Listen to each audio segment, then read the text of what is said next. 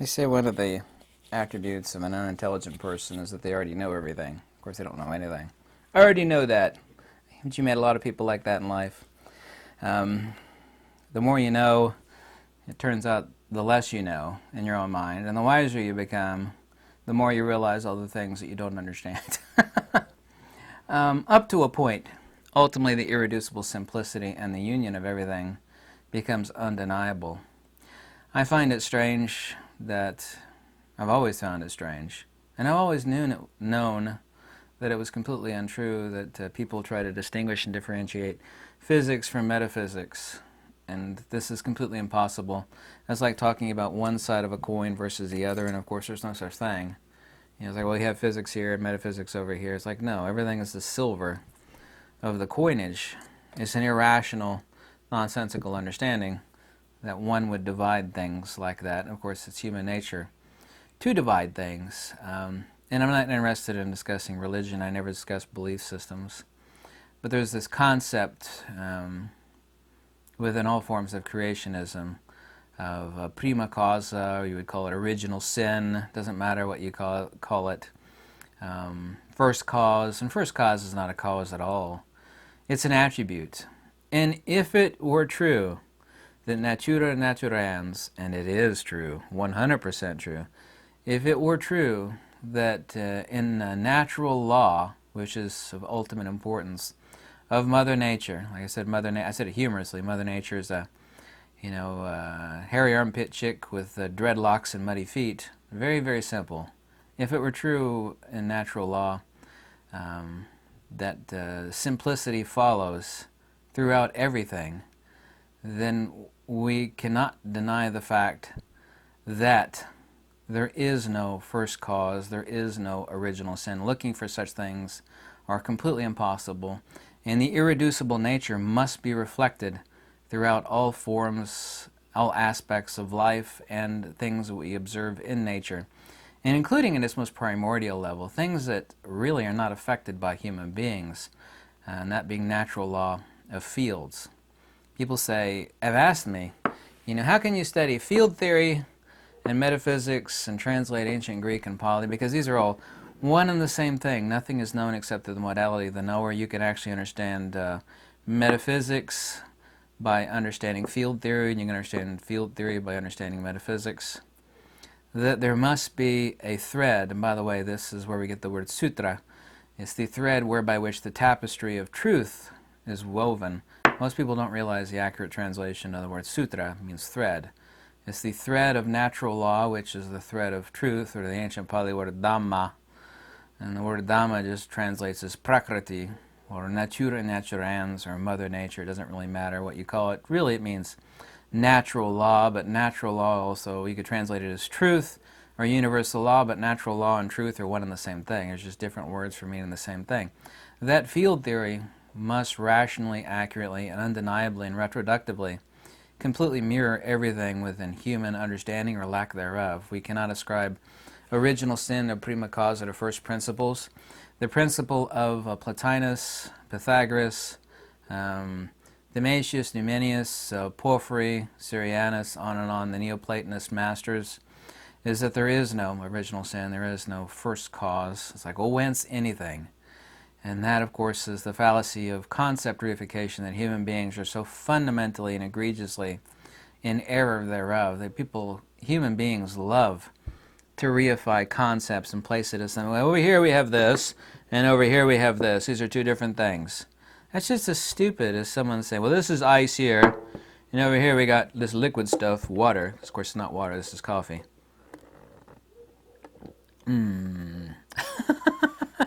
They're obviously not two different things, they're one and the same thing. Human beings love to do that, however. We can say regarding the absolute, the distinction between the nous and the agathon, or the one, first principles, is only in attribution. There's no distinction between light and illumination. There is nothing in this universe, and I'll let you pause for a second, to try to think of something that doesn't have at least one attribute. Everything in the universe, from most simplex to most complex, must have, by definition, one attribute, because nothing can exist And even imaginary things can't even exist without one attribute. Nobody can conceptualize anything, even if it were completely a fantasy, completely unreal, like unicorns or leprechauns or anything. You can't even imagine anything that doesn't have at least one attribute, because by the attribute thereby which it is known. It is the essa, or the essence of what something is. There is no complexity in the agathon or the one, and nor is there a duality to speak about the extrinsic attribute of the one. It's the same reason why the first two numbers of the Fibonacci sequence are 1 and 1. It goes 1, 1, 2, 3, 5, etc., etc., etc. That attribute, of course, is called by the Greeks the euristos dias. It's called dolma. It's also called ananke. In ancient Pali, it's called avidya. You could translate avidya as ignorance, but it doesn't refer to terrestrial ignorance of an entity or a being. It refers to transcendent agnosis, but agnosis people ascribe to a person. That person is ignorant. It doesn't really mean ignorant. It refers to the uncaused cause, or the extrinsic attribute of the absolute. There is no pulling light from illumination. Light and illumination are one thing. Nobody makes any reference to light, because light is an ether perturbation modality, that propagates, but is not moving from point A to point B. Light's not an emission, it's not a wave, it's not a particle. I don't need to redefine light, however. But the attributional nature of light is that it is an ether perturbation modality that propagates. And it propagates as it is in principle. We don't distinguish attribute from principle, nor principle from attribute. They are one and the same thing. One cannot find original cause or original sin in true, genuine Pythagorean, Neoplatonic, or Platonic metaphysics. It's completely impossible. That formula, which is my discovery, by the way, is the reason why I have that tattooed on the inside of my right wrist, 1 over 5 to the power of negative 3. It would take me days to explain, but that's the principle. We're talking about the principle over the attribute. 5 to the power of negative 3, which of course, 0.23606, 1 over 5 to the power of negative 3 equals 5 cubed. People don't understand the expression. They say 1 over 5 to the power of negative 3. Well, that's a number. Well, when you actually take a number and you draw a slash line, you put something else underneath it, we're talking about an expression. That expression is what the Greeks called a holos, a 1. There's no 1 and 1 like the first two digits of the Fibonacci sequence. Well, the first two digits of the Fibonacci sequence are 1 and 1. Well, if you have an understanding of metaphysics and what the Platonists and Pythagoreans are talking about, and the secret of Pythagorean incommensurability, and that was the only actual true, not my feeling or belief, the only actual true, secret of the Pythagoreans of incommensurability, you would not think that that's 1 over here and that's 1 there in the first two digits of the Fibonacci sequence. That 1 and 1 are 1. Principle and attribute, like light and illumination. Same thing with the dielectric and the magnetic. The two are the conjugate geometry of the entire universe. Yes? That conjugate geometry, wait for it, is the geometry of the hyperboloid in the case of the dielectric, or the hourglass shape, and the negative image of an hourglass shape is a torus. Yeah, that's the geometry of the magnetic. Dielectricity and magnetism are not two different things. They're an inseparable holos. They're an inseparable principal attribute. The loss of energy of the inertia of the dielectric manifests as a three-dimensional force vector, which is the toroidal, and that constructive and destructive interference between the field pressure of both, same thing you see underneath the supercell, is the conjugate geometry of the universe. Electricity is a hybrid thereof of both, and so-called gravity is nothing other than non-point source mutual mass acceleration, i.e. dielectric acceleration. So there is only one thing, one true field modality in the universe, separated out by human rationalization, misrationalization, as dielectricity and magnetism. Just like human beings like to separate out ice and water. Over here we have ice, and over here we have water. It's like, no, they're both one and the same thing. There's not like a head here and a tail here. Both of these are what we call the coin, right? Heads and the tails are the coin, right? There's not like, well, there's a head there and there's a tail there. Well, there's not. That's the coinage. This is one thing. It's a coin. Not a duality either. There's no duality in the universe. It's not a duality. That's principle and attribution in manifestation of appearance. This is the reason why the ancient Greek terms euristos dias, tolma, and ananke are essentially untranslatable. I have a book back there. It's 352 pages long, trying to translate the word ananke. You could kind of translate it loosely as necessity, but it doesn't mean that, really. What it really means is it can't exist any other way, which is a lot of words to translate for one ancient Greek word, ananke. Anyway, the book tries to explain it, gives every reference for it, but it never explains it. This is, of course, what scholasticism is about. Telling you about it, where it appears, and the context, but it never tells you what it means. There's scholasticism for you. That's what academia is good for. Making a lot of paperwork but never explaining anything. That's what a true metaphysician is for. These people don't explain anything. Well, over here in this passage it kind of looks like this, and over here it kind of looks like that. You know, and it appears here, and it appears here, and this guy influenced that guy. That's scholasticism. That's academia. They're really, really good at never explaining anything. Anyway, everything is one, and I hate for that to sound like some sort of New Age jingoism. Everything is one. I need a long white beard and wear a flowing robe. Everything is one. I mean, everything is one. Human beings engage in concept reification, and diversification and pigeonholing. We have ice here and water here and steam here, and over here we got plasma. There's another state. No, they're all exactly the same thing under different expressions. They're not different things at all. The magnetic and the dielectric are the conjugate geometry of the universe. Don't you find it shocking? Just think and pause your brain for a second. That the fundamental principle of the entire universe, the magnetic and the dielectric, i.e. respectively the conjugate geometry of the hyperboloid and the torus. And by the way, I'm the only YouTuber and the only person to say these words. There's not any book that says that anywhere. I'm the first person to say that. And I'm right. I'm 100% accurate. I'm 1,000% accurate. I actually find it surprising that I'm the first person to say that. I've said it in many, many videos for a few years now. Don't you find it surprising that the entire conjugate geometry of the universe are the negative images of one another, and they are both one and the same thing? Negative image of the hyperboloid is the torus. The negative image of the geometry of the torus is the hyperboloid, and together they form a holos, a whole, a unity of principle and attribute. Loss of energy or inertia is the magnetic, which creates space. And when you have space, you have mass and magnitude. When you have mass and magnitude, you have time. But time only exists conventionally. Time doesn't exist ultimately.